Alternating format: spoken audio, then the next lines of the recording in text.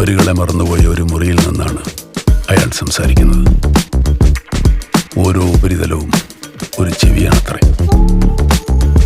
ഓരോ നിശബ്ദതയും സംഭരിക്കപ്പെടുന്നത്രേ. ലോകത്തെ നോക്കാനാണ് അയാൾ ജനാലകൾ കണ്ടുപിടിച്ചത്.